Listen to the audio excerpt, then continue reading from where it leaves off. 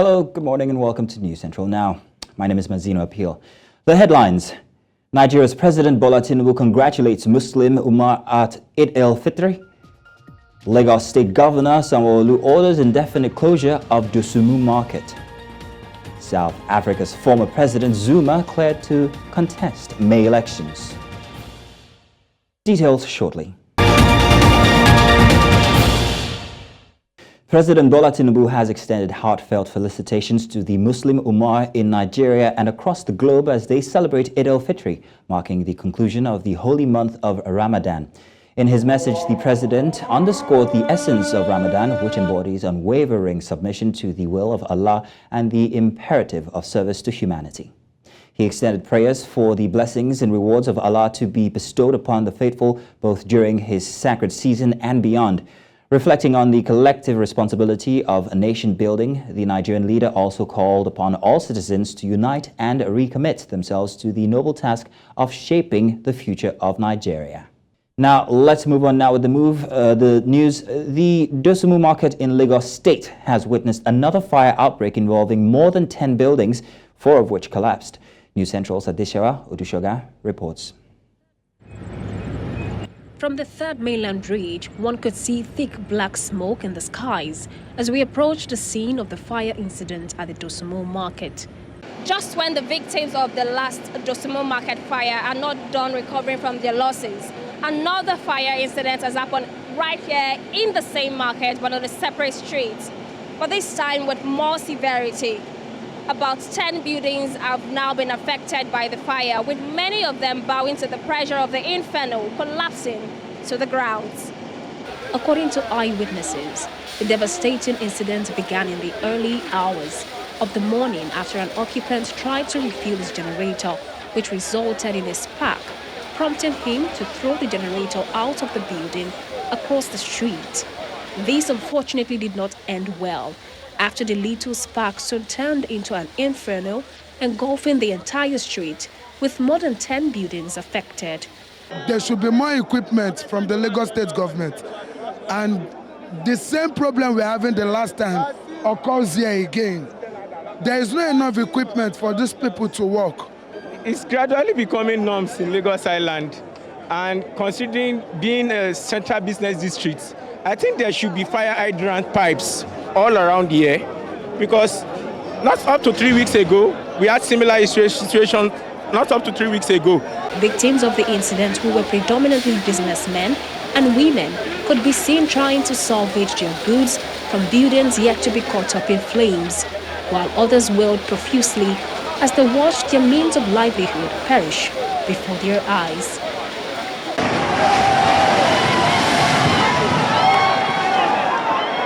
Emergency responders who were on the ground during the ugly incident gave varying updates about the cause of the fire and their respective efforts to return normalcy to the market.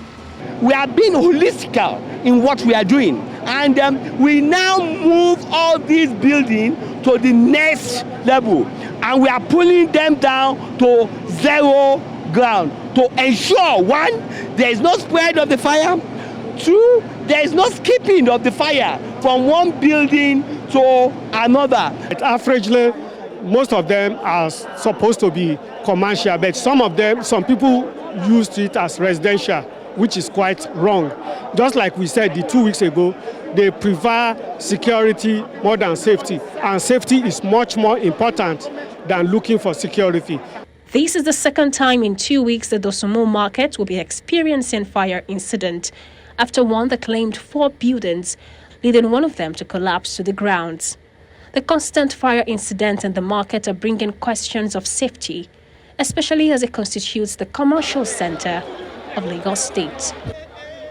In Lagos, for News Central, Adeshawa Odushoga. In the meantime, the Lagos State government has ordered the indefinite suspension of commercial activities in Dosumu market and its environs in response to the fire outbreak, which resulted in the collapse of 4 of those buildings. This directive was issued by Bola Olumegbon-Lawal, the special advisor to the governor on Central Business District, during a visit to assess the situation. According to Lawal, the closure was deemed necessary to avert further loss of life and ensure the maintenance of peace and order in the affected area. The markets affected by the closure include Dosumu, Nnamdi Azikiwe, Moshalashi, Woro, Pedro, Obanikoro streets, among others. Residents and traders in these areas are urged to cooperate with emergency responders and adhere to safety protocols during this challenging time. Now, to give us an update on this development and other things happening there, I'm joined by News Central correspondent Bettina Willie. Bettina, good morning. Good to have you here on the news. Good morning, Bettina. Good morning, Mazino. Thank you for having me as well. Fantastic. Now, Bettina, please, can you elaborate on the extent of damage? All right, we're still here live at the scene of the fire from yesterday.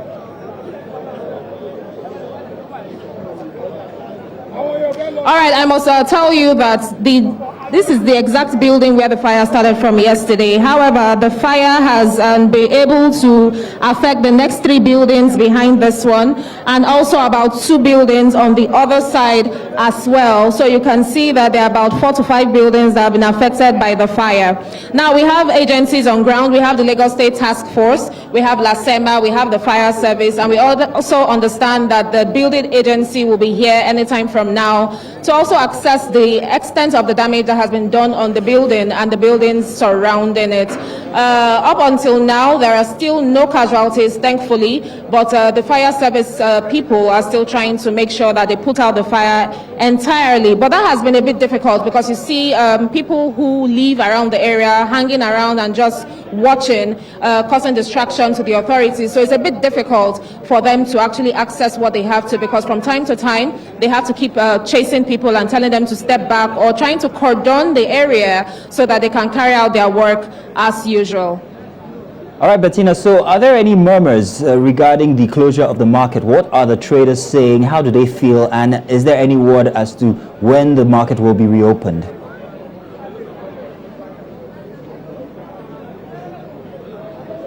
Well, up until now, there's still no word on when the market will be reopened. I want to believe that that will happen when all of this is cleared, and maybe the government also takes into account how tight the buildings in these areas are. So it's very, very unsafe. As we're driving in this morning, we saw some kind of structures that were not supposed to be there, and then you see large generators put in front of these tight buildings with tanks by the side, which is very, very unsafe. So we can understand why that fire was able to break out here yesterday.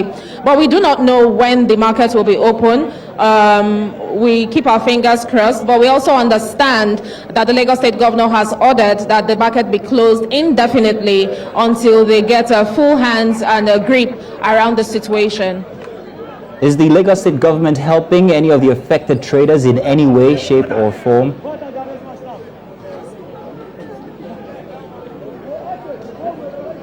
Well, no news about that for now. We are hoping that the governor will join us here as well, and maybe we'll get to speak to him.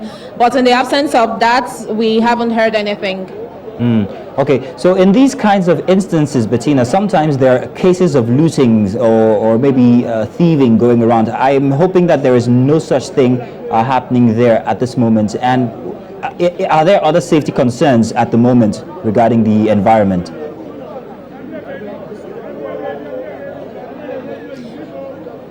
Well, no case of looting at all has been heard, especially because, like I said, we have a lot of agencies here on ground. The Nigerian police are here. You can see some of them trying to make sure that there is law and order. So there is no way for anyone to say that they want to loot. In terms of whether this place is safe, I believe it is at the moment. For now, I cannot attest or speak to what will happen any moment from now. But currently, everything seems to be under control.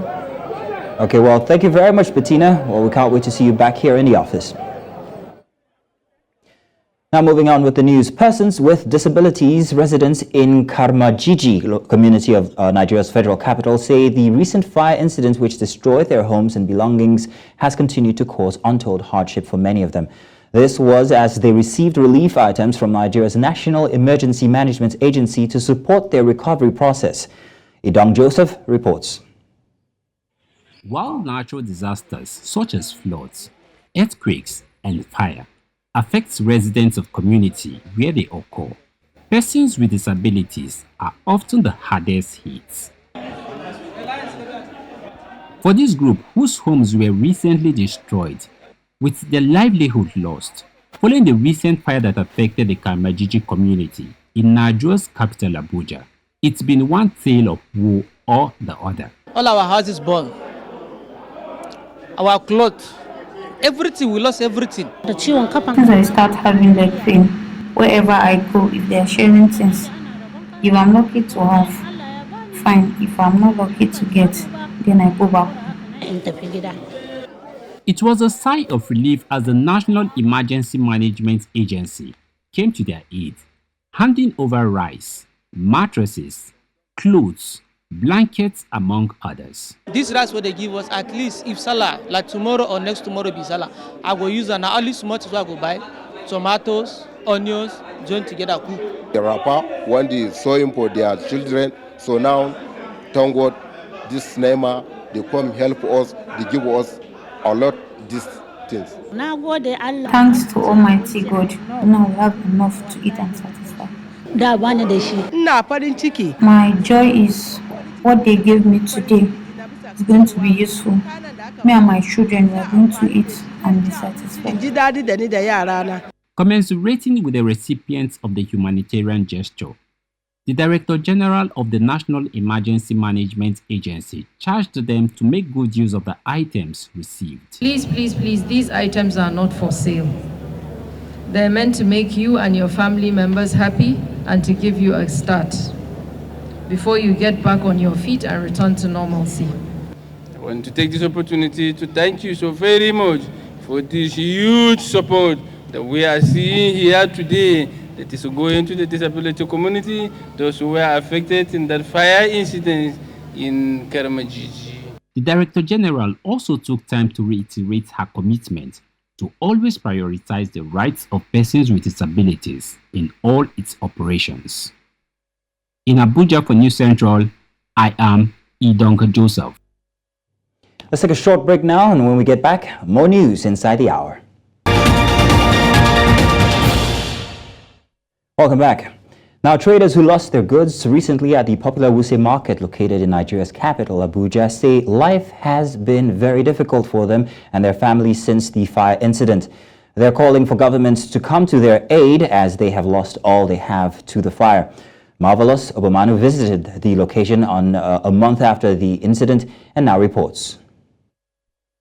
For 9 shop owners in one of the biggest markets in Abuja, the fire incident that ravaged parts of the popular Wuse market on the 12th of March 2023 continues to be a day difficult to forget.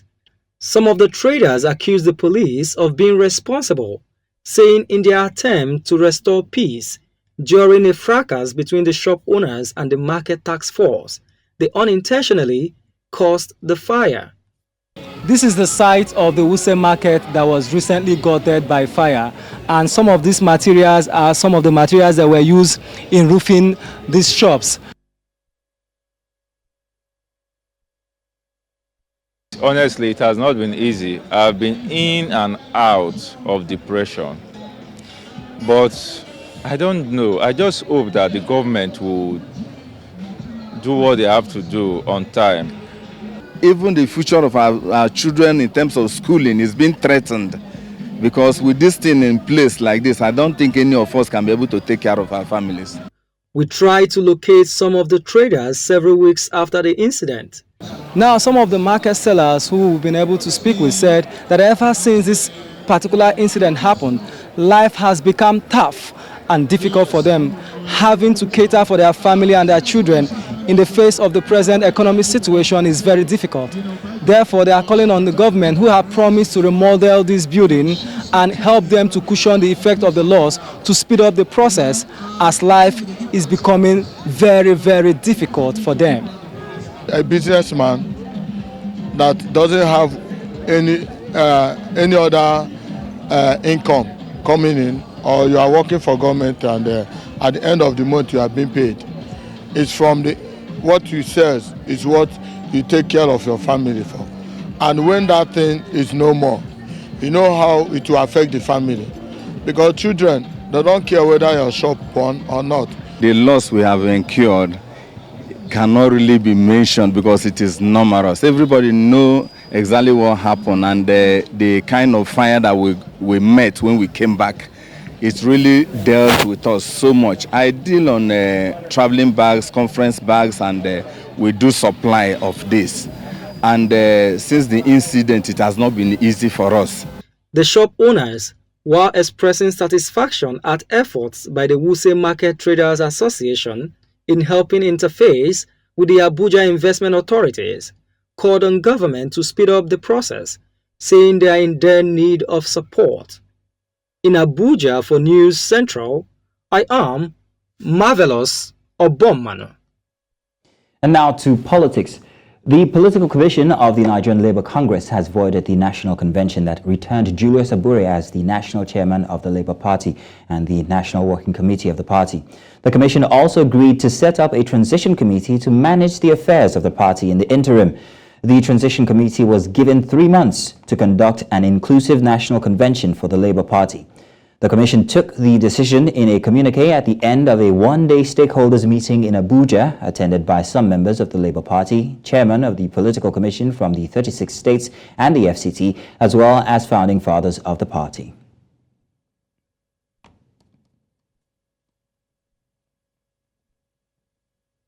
And now, a governorship aspirant of the All Progressives Congress in Ondo State, Gbenga Edema, has pleaded with the national chairman of the party, Abdullahi Ganduje, and the National Working Committee to investigate the certificate forgery allegations leveled against Governor Lucky Aiyedatiwa. The appeal was contained in a petition made available to journalists in Abuja. The plea comes a few hours after a legal practitioner, Oladotu Hassan, similarly petitioned the Inspector General of Police, Kayode Igbetokun, and the Police Service Commission over an alleged move by a top-ranking police officer to tamper with the report of an ongoing probe into the academic credentials of the governor, an allegation that Aiyedatiwa's lawyers have since refuted. Edema said he was not deliberately petitioning the party leadership out of envy. Now to discuss this, I am joined by a political analyst, Alan Showere. Good morning, good to have you. Good morning. Good. Now, let's ask, what are the potential implications for the All Progressive Congress in Ondo State? That's if the allegation of certificate forgery against Governor Lucky Aiyedatiwa are not properly addressed. Yeah, thank you for having me, and thank you for bringing to the individual involved in the petition. In other words, one of the aspirants who is an interested party. And I must tell you that this same individual did the same thing to the president during the primary election of the APC in 2023. So we are not surprised. So, but let me break it into two legally. The accusation of forgery is a serious one under the Nigeria criminal laws. However, you know, the threshold to prove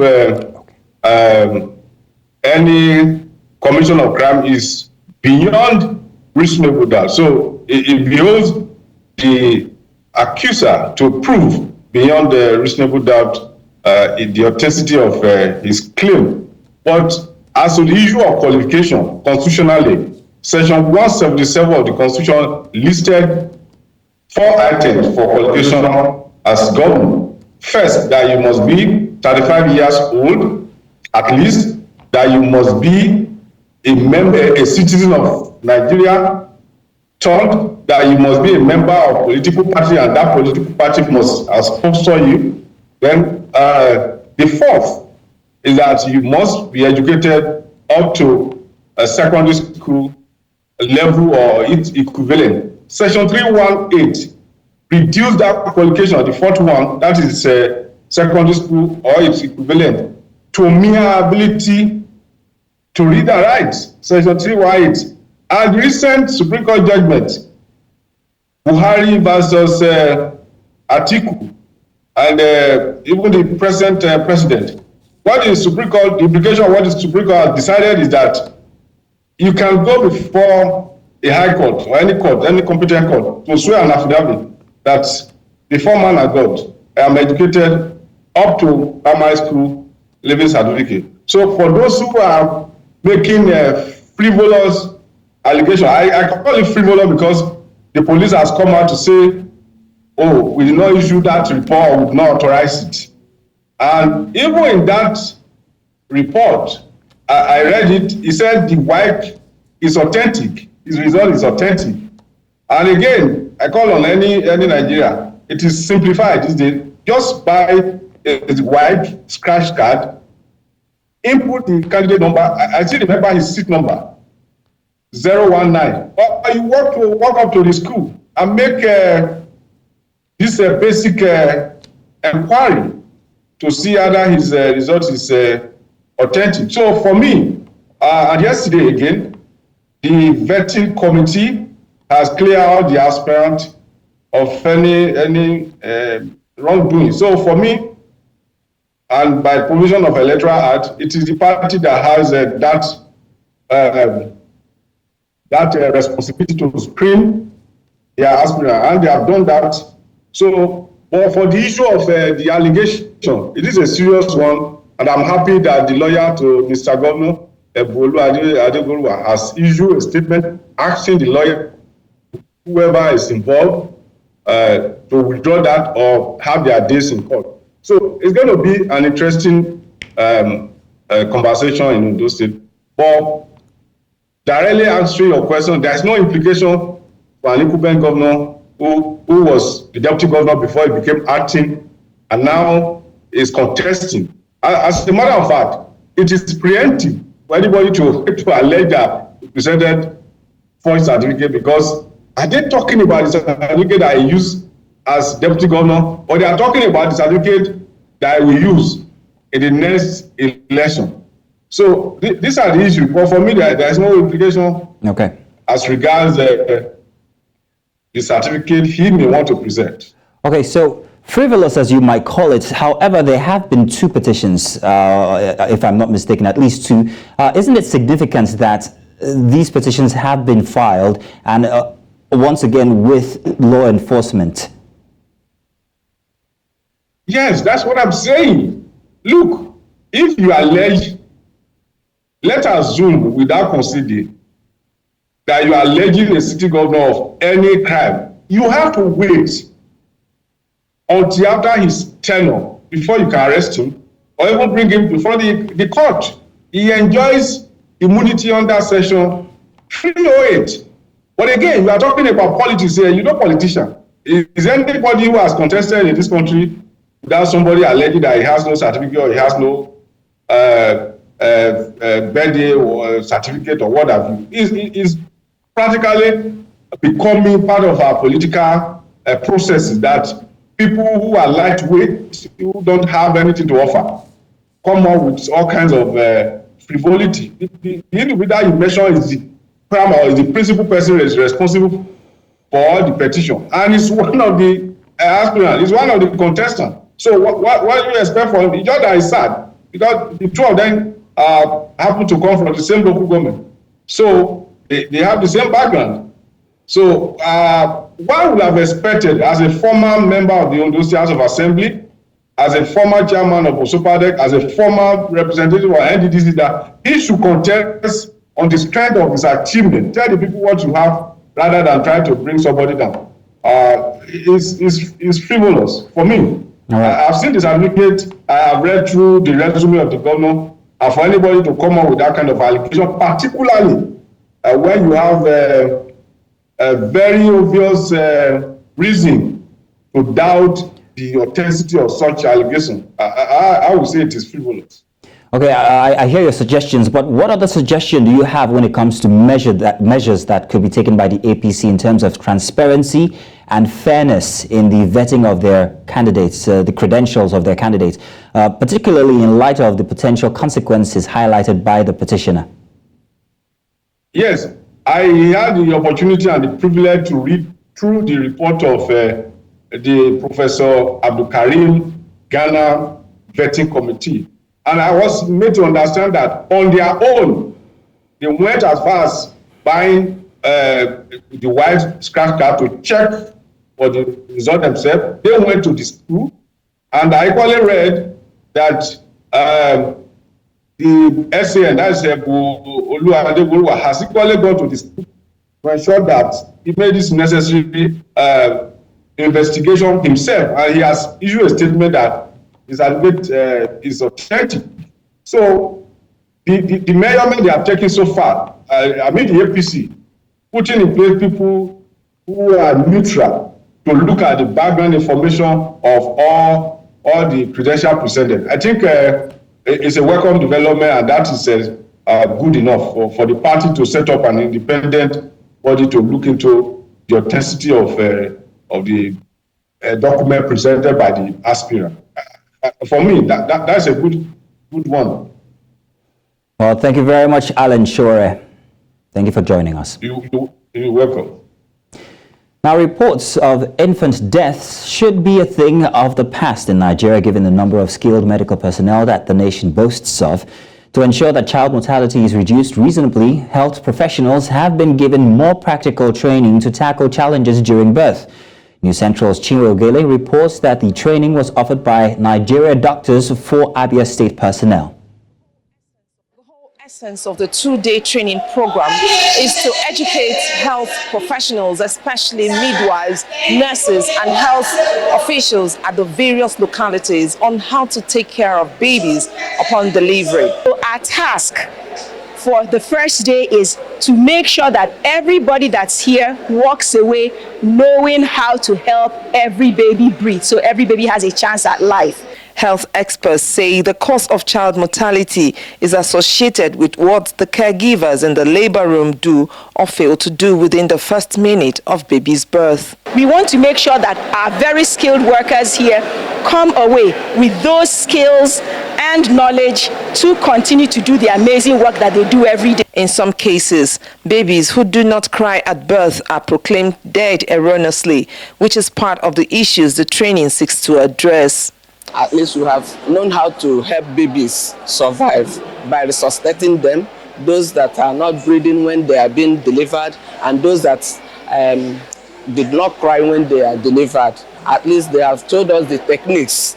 With the knowledge that we've acquired here, it's going to promote the health of babies and reduce the mortality of newborn. Wife of Abia State Governor Priscilla Oti underscores the importance of the training. This initiative aims to equip health workers on the best practices and techniques to ensure that every newborn receives the highest quality of care and attention required to thrive.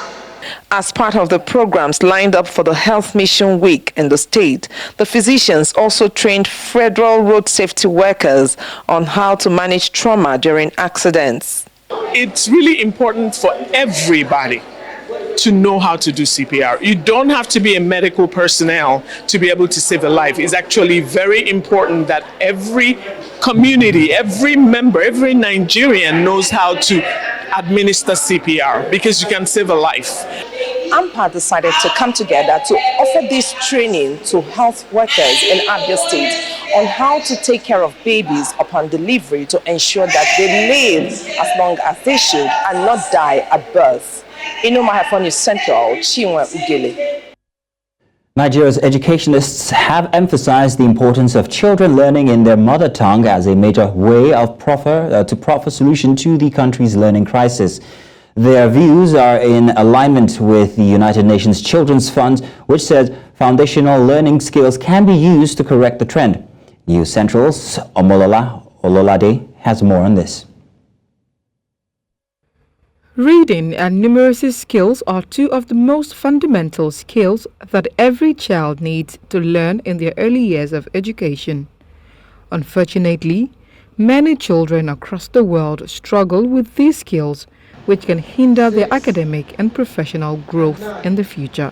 A survey conducted in 2020 by the Nigeria Education Data Survey reported that only 66.8% of children aged 12 to 14 could read at least one of 3 words, and only 67.3% of children of the same age group could add single-digit sums. The situation is similarly alarming in Nigeria, with many young learners unable to read, write and perform basic numeracy activities, a problem that has worsened due to government inability to invest in basic education and foundational learning, according to experts.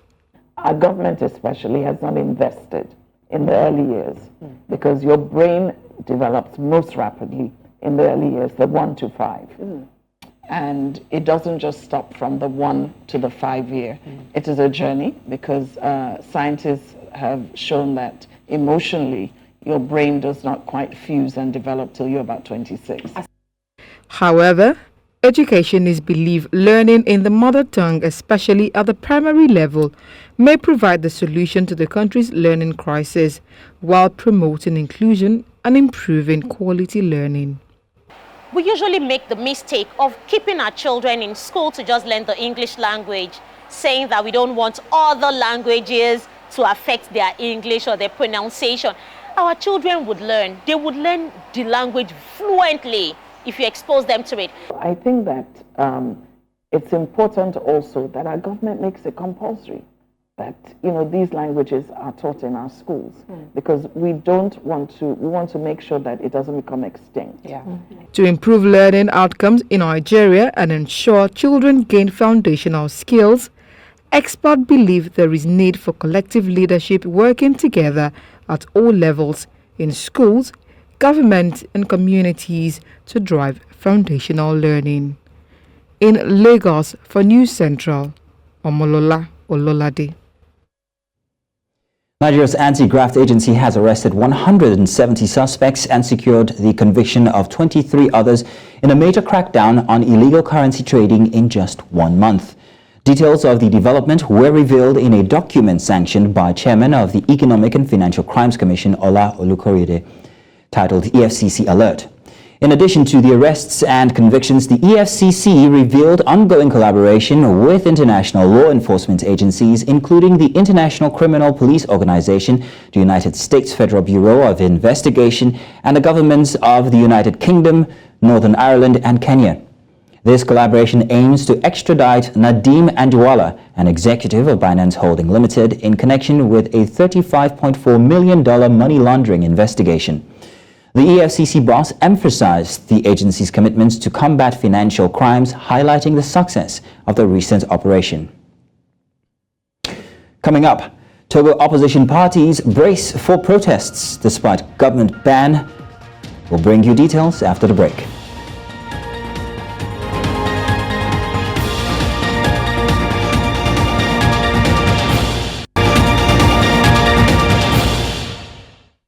Welcome back. This is News Central TV. More news this hour. Now, Togo's legislative elections have been rescheduled for April 29 following a delay attributed to a contentious constitutional reform. Originally slated for April 20, the elections were postponed by the government to allow for consultations regarding the reform. This reform, criticized by opposition parties, was perceived as an attempt to prolong President Faure Gnassingbé's tenure in office. In a statement issued after a cabinet meeting on Tuesday, the presidency confirmed the new election date. The proposed constitutional amendment has sparked debate concerning Gnassingbé's rule. He assumed office in 2005, succeeded his father, who had governed for 30 years following a military coup. In the meantime, the Togolese government has denied opposition parties permission to stage protests this week over the constitutional reform and the postponement of upcoming legislative elections. The reform passed last month allows the National Assembly to directly elect the president, a move seen by the opposition as a power grab for President Faure Gnassingbé. The government claims the opposition's request to protest did not follow proper procedures, leading to a denial of the permit. Despite the denial of permits, opposition parties have vowed to proceed with demonstrations. The opposition demands the reform be withdrawn and accuses the government of stifling dissent. Street protests were banned in 2022, raising concerns about potential clashes. And now in South Africa, where former President of South Africa, Jacob Zuma, has won a court bid allowing him to stand in the upcoming general elections in May, overturning a decision by electoral authorities to bar him due to a previous conviction. The Electoral Court's ruling could significantly impact the upcoming vote as Zuma leads the newly formed opposition party Umkhonto weSizwe, with which he emerged as a dark horse in the election race. South Africa is gearing up for its general elections on May 29, anticipated to be the most fiercely contested since the advent of democracy in 1994. Despite controversies, MK is projected to garner significant support nationwide, potentially becoming the third or fourth political force behind the ANC and the Democratic Alliance, particularly strong in Zuma's home province of KwaZulu-Natal, where his political influence remains formidable.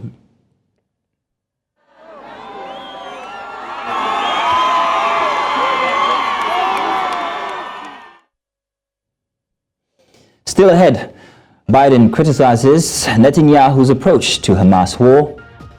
We'll bring you details after the break.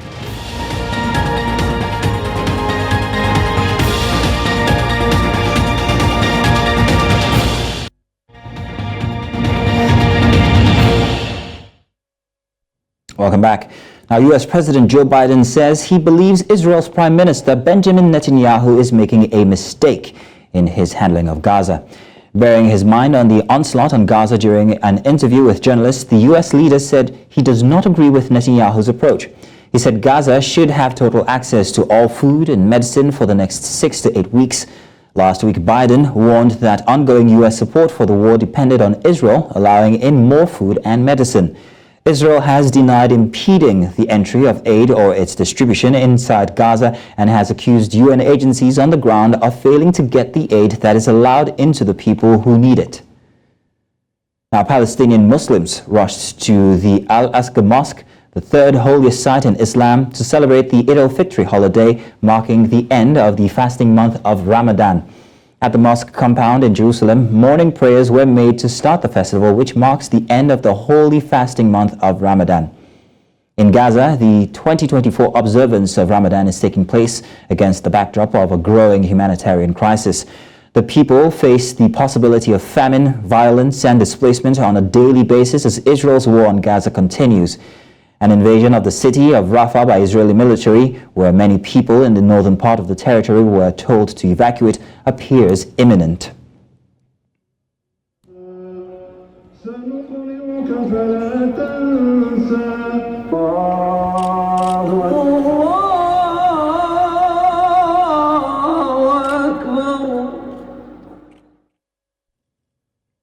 Colombia's President Gustavo Petro and his Venezuelan counterpart, Nicolás Maduro, have met at the Miraflores Palace in Caracas to discuss political and military peace in both countries.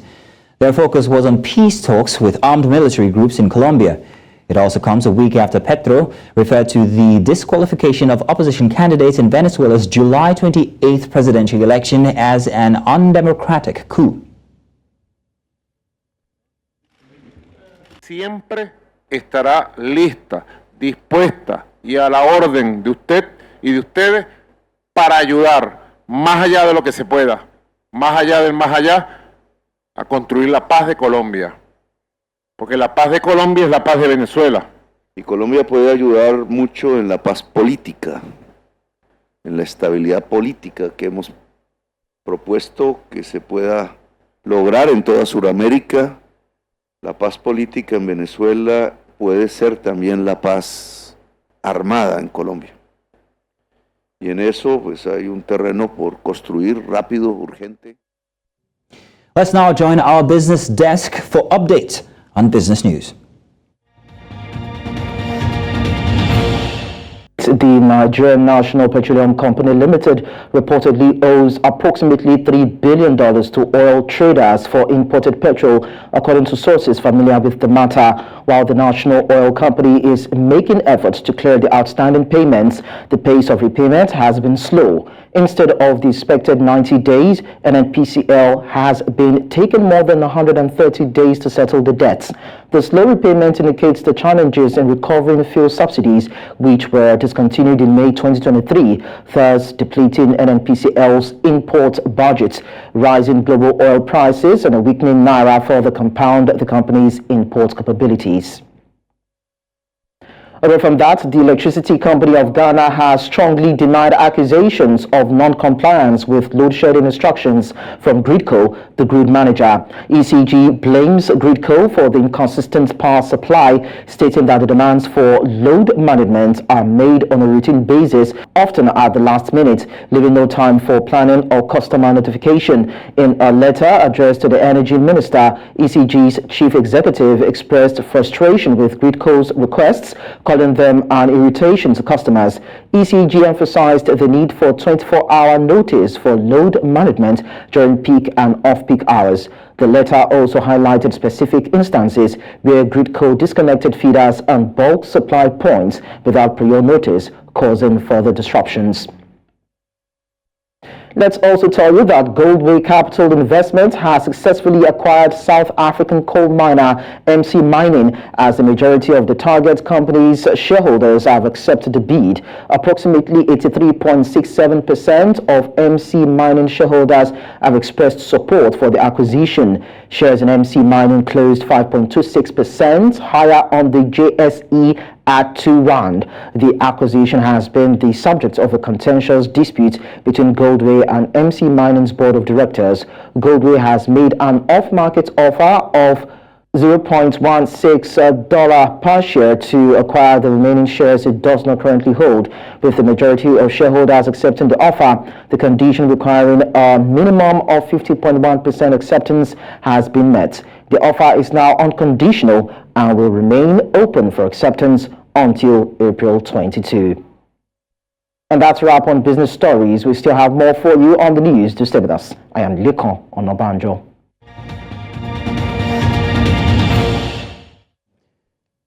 And now we go to our correspondent who is at Dodon Barracks, where Muslim faithfuls are enjoying the celebration for Eid al-Fitr. We have Ni Amoni. Ni, good morning. Good to have you once again here. Let me just go straight and ask what the mood is like where you're at currently. Well, thank you for having me. It's one of the two most important days, or most celebrated days for the Muslim faithfuls, and life here at Dodon Barracks, Obalende, on the island in Lagos State, we can see Muslim faithful are gathered here to celebrate the Eid Mubarak. Of course, after almost a month of fasting, Ramadan fasting as it is called, they are here to say their prayers and of course to end the fast. We're expecting the President of Nigeria, Bola Ahmed Tinubu, to actually come here also, as he does annually, for his Eid prayers. We've had a lot of dignitaries come in earlier. We've had the former governor of Lagos State, Fashola, Babatunde Fashola. We also have currently the deputy governor of Lagos State, Obafemi Hamzat, also stepping here. And of course, in few minutes, it's according to the information I'm hearing, we might be having the president of Nigeria come in, and he's going to be saying his prayer just at that spot there. If we can go in closer, at that spot there is where he's going to be staying to have his prayer. Well, thank you very much, Ni. Good to have had you on the news here today with us. Now let's move on to sports, shall we?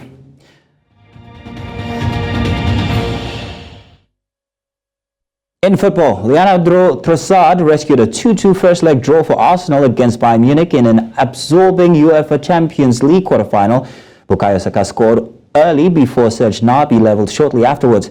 Bayern moved ahead through a Harry Kane penalty as he continued his fine goal-scoring run against Arsenal. Trossard's equaliser makes things interesting for the second leg in Germany next week. In the other match, Real Madrid and Manchester City played out a thrilling, chaotic 3-3 draw in the Bernabeu in the first leg of the UEFA Champions League quarter-final. City came from behind to lead in the second half, courtesy of screamers from Phil Foden and Josko Vardiol. But another fabulous finish from Federico Valverde saw the hosts draw level late on and also set up the most tantalizing, they say, of second legs. And in tennis, Spanish tennis player Aaron Cortez has been handed a ban from the sport until 2039 after confessing to a 35 corruption charges. The International Tennis Integrity Agency disclosed that Cortez, aged 29, manipulated match outcomes for financial gain, engaged in tennis betting, failed to report corrupt approaches, and offered money to tournament officials in exchange for a wild card. Cortez, who attained a career-high singles ranking of 555, received a 15-year ban and a $75,000 fine with $56,250 suspended. The infractions occurred between 2016 and 2018. Established to uphold the integrity of professional tennis globally, the ITIA stated that Cortez fully cooperated with the investigation and accepted the imposed sanction. He is prohibited from participating, coaching, or attending any tennis event under the auspices of recognized tennis organizations. And that is indeed all this hour for the news. But before we go, let's take another look at some of the major stories. Nigeria's President Bola Tinubu has congratulated Muslim Umar at Eid al-Fitr. Lagos State Governor Sanwo-Olu has ordered indefinite closure of Dosumu Market. And we also told you that South Africa's former President Zuma has been cleared to contest May elections. Remember to send your eyewitness report to the WhatsApp number on your screen now.